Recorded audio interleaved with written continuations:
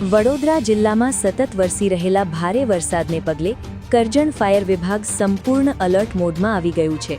નાગરિકોની સુરક્ષાને સર્વોચ્ચ પ્રાથમિકતા આપતા ફાયર વિભાગ દ્વારા શહેરના વિવિધ વિસ્તારોમાં વિશેષ જાગૃતિ અભિયાન હાથ ધરવામાં આવ્યું છે। આજરોજ ભારે વરસાદની પરિસ્થિતિને ધ્યાનમાં રાખીને કરજણ ફાયર વિભાગની ટીમે વાહન મારફતે શહેરના વિવિધ વિસ્તારોમાં જાહેર એનાઉન્સમેન્ટ કરી લોકોને સાવચેત રહેવા અપીલ કરી હતી।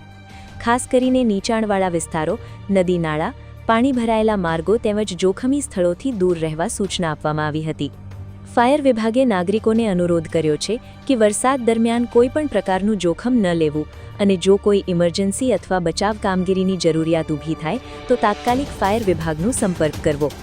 વરસાદી માહોલ વચ્ચે કરજણ ફાયર વિભાગ 24 કલાક સતર્ક રહી કામગીરી કરી રહ્યું છે અને નાગરિકોની સુરક્ષા માટે જરૂરી તમામ તૈયારીઓ પૂર્ણ રાખવામાં આવી છે।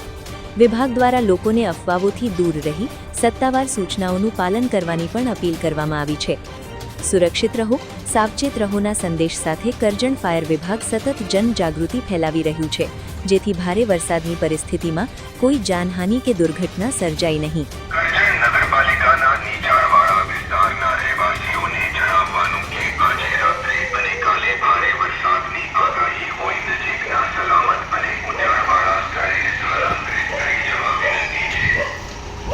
તથા અન્ય વિસ્તારોના તમામ નગરજનોને શાળા, જળાશય, ઝાડ, જાહેર મકાનો,